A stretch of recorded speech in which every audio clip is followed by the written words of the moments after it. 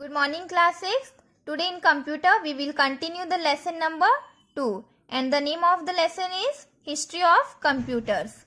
So today we will discuss about third generation computers and fourth generation computers. Okay.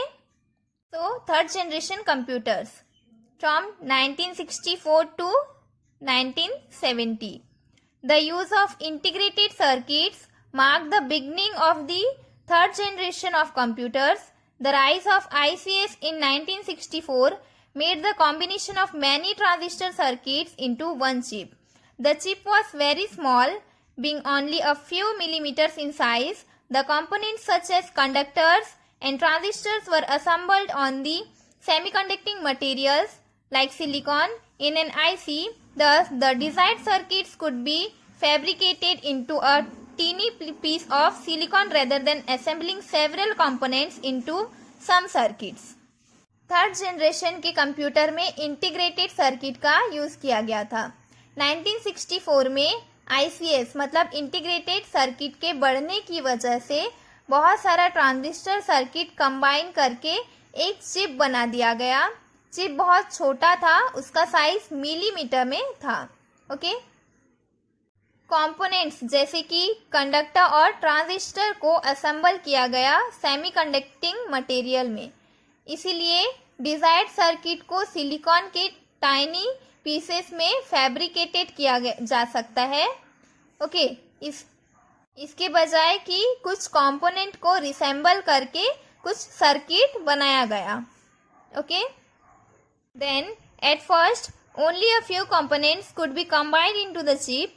This was termed as small scale integration. As technology and expertise improved, it became possible to combine up to 100 components. This was termed as medium scale integration.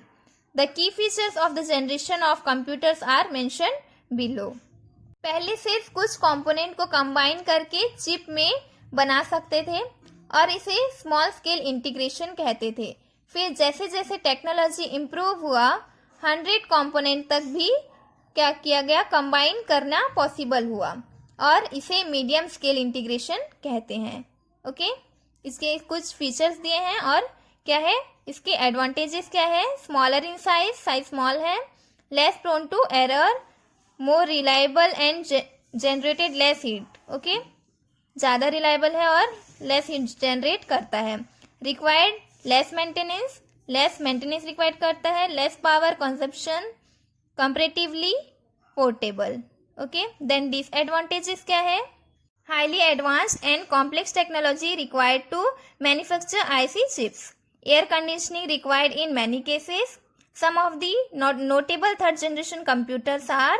कुछ third generation computers है IBM 360 series, Honeywell 6000 series, PDP मतलब personal data processor and IBM. Okay. Then fourth generation computers from 1972 till date मतलब present. Then the use of very large scale integrated circuits mark the advent of the fourth generation computers. In the beginning, a single chip contained only about 10 to 100 components in the integrated circuits. Then came the time of large-scale integration, where the integration of over 30,000 components onto a single chip became possible. Now, a chip can hold more than 1 million components, and these chips are termed as very large-scale integrated chips. Very large scale integrated के circuit से पता चलता है कि fourth generation computer आया. एक single chip में integrated circuit में 110 to 100 कंपोनेंट कंटेन कर सकता था.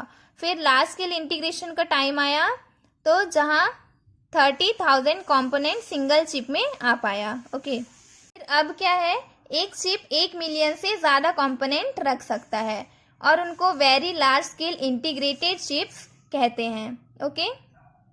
A major impact of VLSI was that it became possible to produce a complete central processing unit or CPU or main memory or other similar devices on a single IC chip.